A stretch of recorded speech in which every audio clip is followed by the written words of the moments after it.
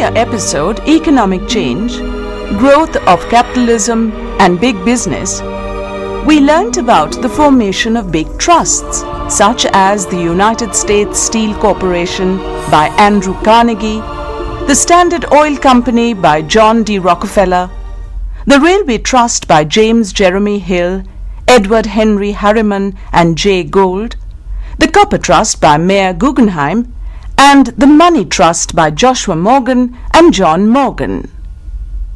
Gradually, trusts began to pervade all walks of American life. They helped raise the standard of living, but they also tried to monopolize all economic activities. They used to put people into misery by controlling the price line in an undemocratic manner. Everywhere the giant monopolies, the chain stores, they decided the market, and people had to go into these supermarkets without any option left. The undue advantage of liberalism and liberty given to the entrepreneurs resulted in curtailment of people's rights, democratic rights at a stage. And instead of democracy, what Cooper had already said, there was industrial despotism. So, sir, America is a land of democracy. How could industrial despotism exist there? That's what I said. There was unbridled freedom granted to the industrial entrepreneurs, tycoons. That was also a kind of individualism, liberty and democracy. But excess of liberty also leads to concentration of liberty in the hands of only a few persons. That results in despotism. And Cooper has called it industrial despotism in the sense that all the big industries, even small industries, are all gulped by the big industries. And therefore, there was no free competition among several industries. And the smaller industries were wiped off. So these are all symptoms of despotism rather than democracy. And this swing from democracy to despotism was a bane of American life. A time came when people felt cornered, and the wealth that was generated went into selfish hands in search of their rights and liberties, in search of free choice, in search of the existence of smaller companies, even in the face of bigger companies. They wanted the federal government to protect them. So federal intervention was at that time sought after by many sections of the people.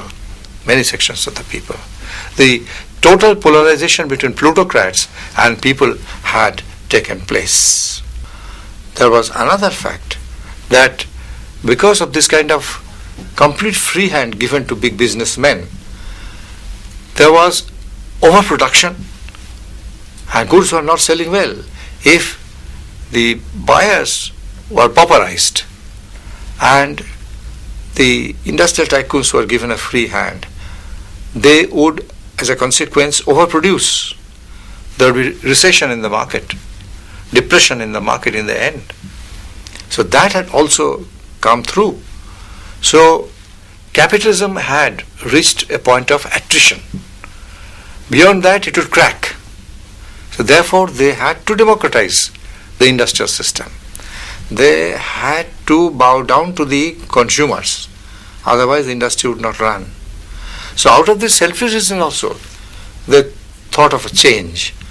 They thought of some measures through which the economic anomalies could be corrected. In the last quarter of the 19th century, America passed through radical economic changes, which left a deep impression on the social life, eventually affecting contemporary politics.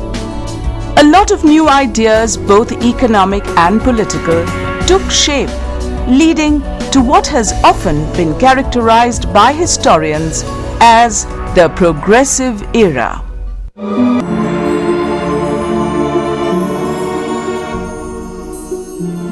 Progressivism is a political and social term that refers to ideologies and movements favoring or advocating changes or reform. Progressivism is often viewed in opposition to conservative ideologies. In the United States, the term progressivism emerged in the late 19th century as an offshoot of the myriad changes brought about by industrialization. It was an alternative to both the traditional conservative response to social and economic issues and also to the more radical streams of socialism and anarchism which opposed them. According to John Halpin, senior advisor on the staff of the Center for American Progress, progressivism is an orientation towards politics. It's not a long-standing ideology like liberalism, but a historically grounded concept that accepts the world as dynamic. Professor Palith, however, gives a rather leftist definition of progressivism following the characterization by James Weinstein. Progressivism in the face value means that they wanted progress of the American society in general, taking the people in their stride. Progressivism should be all pervasive, should benefit all and leave no one high and dry. That was the purpose of progressivism. But as the New Left historian Weinstein has put it, that the wave of progressivism was not so to liberalize capitalism and bring in welfare, bring in the human face of capitalism and banish the ugly face of capitalism. That was not the only consideration. Progressivism was almost, as he says, a life belt to save capitalism in America. So that is the hard reality.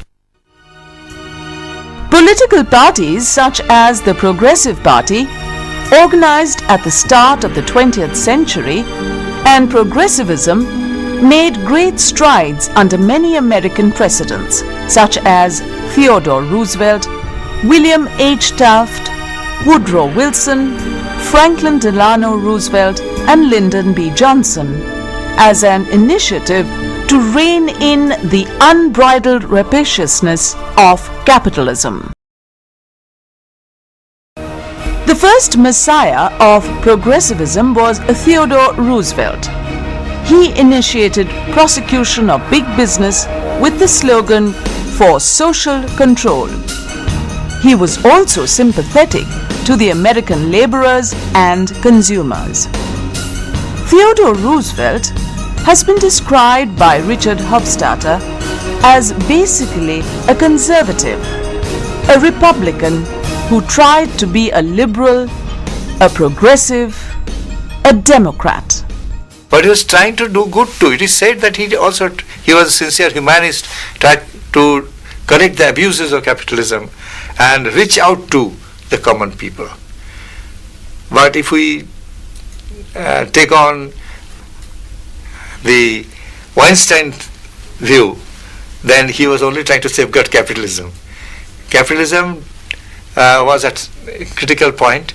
It was in a state of collapse because of recession and because of depression coming in. They were overproduced and there were no takers.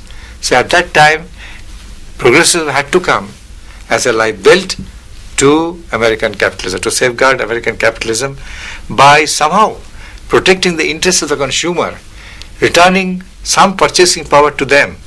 Capitalism could survive. Otherwise, there was no future for capitalism.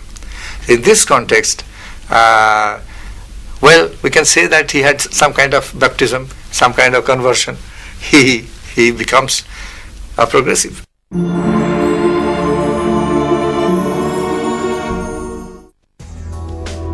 Theodore Roosevelt introduced the phrase square deal to describe his progressive views in a speech delivered after leaving the office of presidency in August 1910.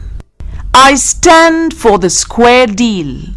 But when I say that I am for the square deal, I mean not merely that I stand for fair play under the present rules of the game, but that I stand for having those rules changed so as to work for a more substantial equality of opportunity and of reward for equally good service.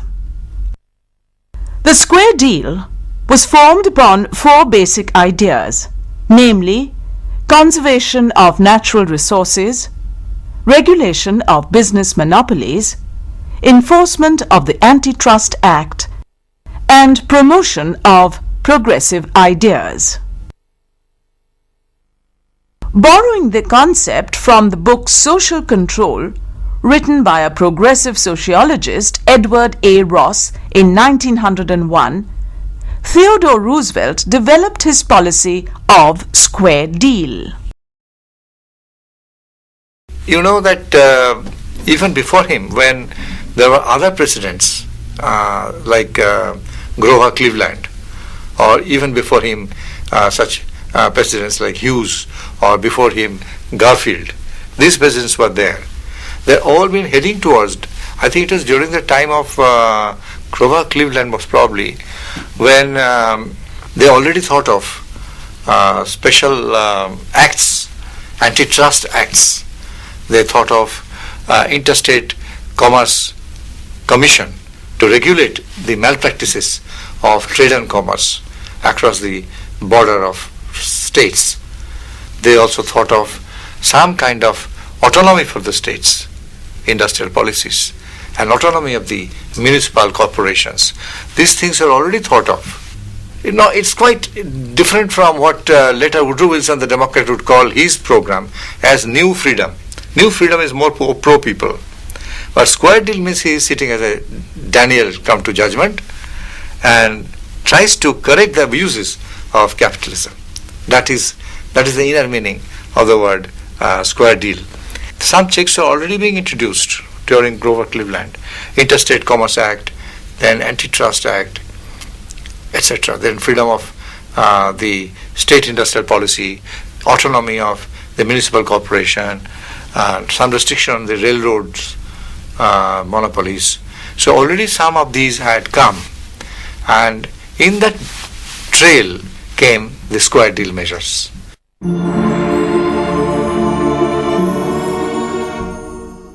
The first measure that we remember in the series of measures under square deal was known as the Alkenes Act.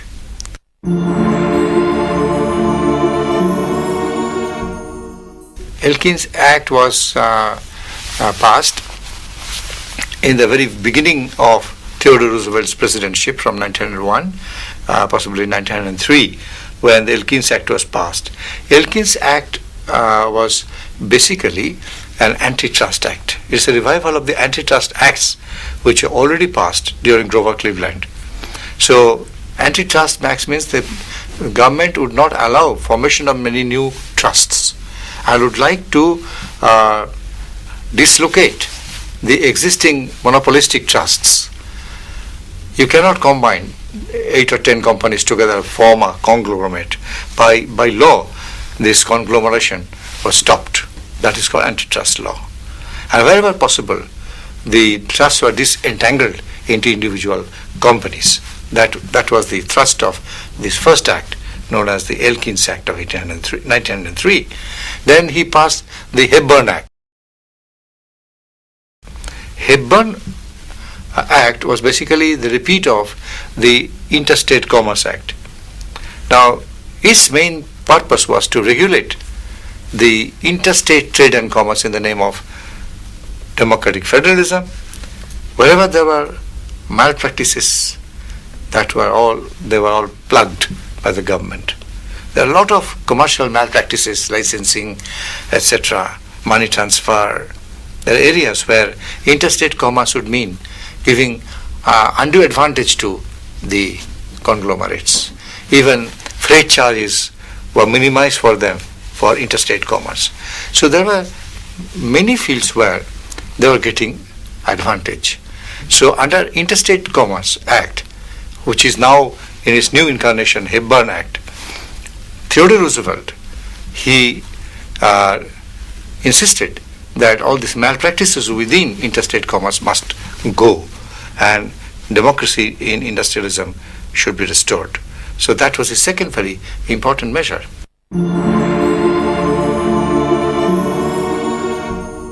The third that I recall is Working Men's Compensation Act, which was slightly almost the same time, 1803 to 6, that is the period, 1903 to, not 18, sorry, 1903 to 6. This is the period when this Working Men's Compensation Act was also passed. By that, you all know that the workers have two demands. One is improvement of wages, another is reduction of hours of work.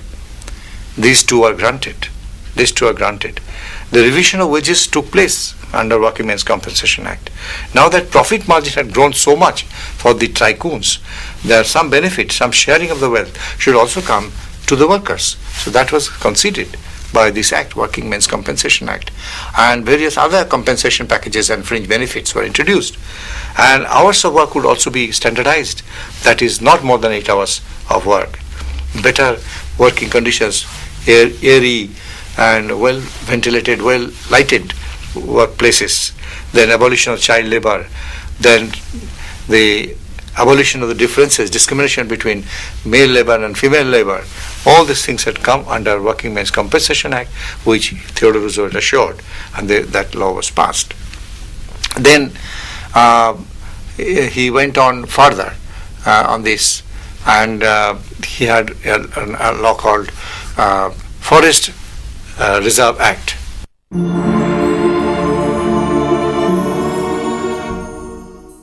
Forest Reserve Act was something to save the green. He is also known as the father of the green movement. Now 150 million acres of forest area were preserved by him by law so that this could happen. So this was also part of the measure during this period, that Forest Preservation Act, and forest was saved for general people. So this is also one of the aspects of the square deal measures. In this way, we find quite a few measures were undertaken, and more could be mentioned, but these are the main ones which he proposed and got enactments passed. But we find that in terms of implementation of the acts, actual practical implementation of the acts, his accomplishment was much less than the following President, Howard Taft. Taft had silently achieved much more than Theodore Roosevelt, who had been described as a prophet of progressivism. Nevertheless, he had initiated some of the essential acts of his period, and he had pushed them through. So some credit must be given to him on this score. From the background study and from the need of the moment, he cannot compare with Woodrow Wilson or earlier a president like Abraham Lincoln or a president like Andrew Jackson. They were true Democrats. So Lincoln's party would be called Democratic Republican Party. Nevertheless, it was more Democratic than Republican. So if we place him in the pantheon of presidents of United States, then possibly he would rather appear to be just a liberal Republican. He was not, from that point of view, a true Democrat. And square deal means that he wanted to redistribute wealth in the country. It is making things fair and square. And he was not that kind of a committed pro-people president. He was not he was a champion of the aristocrats, no doubt about that. His main anxiety actually was to safeguard capitalism by liberal doses of reform. That's what he did. Safeguarding capitalism by liberal doses of reform. Not out of the concern that people are being deprived, there was the wretched of the hour, there were the other side of America, as Michael Harrington says, the poor people of America for whom these measures must come through. That was not his concern. His commitment was to the capitalists. But for capitalism to run smoothly in America, he was looking after consumer interest. That was the square deal at that time. And we cannot say that he was a real champion of the common people. So that was in brass tacks. That is where we have to place Theodore Roosevelt. So was it a corrective measure, or did it serve a greater interest? To start with, as I have already explained, it was a corrective measure. It was a corrective measure. As I was repeatedly harping on that theme, to safeguard American capitalism. But in the long run, as we shall see when we proceed further in subsequent episodes, that it was a problem, it was a crisis of capitalism. It is there. It's a crisis of capitalism. So it is not that the 4 to 8 years of presidency of Theodore Roosevelt was a only period of crisis for capitalism. It was going to stay for a longer period, because American capitalism had reached. It had reached that point. It was what we call busting at the seams. That kind of a situation. And to save it, interim measure wouldn't do. Much more broad-based measure had to be made and had to be passed. And the crisis was a long-lived one. It is not the crisis of the initial years of the 20th century. It was going to take place throughout the 20th century. So it was not a problem of a particular period of history. It was not a period piece. It had the problem was higher magnitude of longer duration, for which other presidents had to come to continue what Theodore Roosevelt had proposed. But I had already said, Theodore Roosevelt proposed many things, but he did not really implement them very much. There was a difference here. There was a difference between prattle and practice. He made the whole thing dramatic by his announcements. But silently, Howard Taft, who came as president after him, he actually implemented most of the measures. The acts were passed, they were in the statute book, but they were translated into practice by Howard Taft, more correctly. So therein lies the limitation of Theodore Roosevelt. And Theodore Roosevelt was more interested in, dramatic things. He was the person who would extend American foreign policy into the Pacific. He was interested more. He was that side of Theodore Roosevelt as a jingo. As we can say that American frontier had ended, but the sea front was open for American capitalism to expand. There also he was the pioneer. That is his situation. If you have got no further question, then I stop here. Thank you.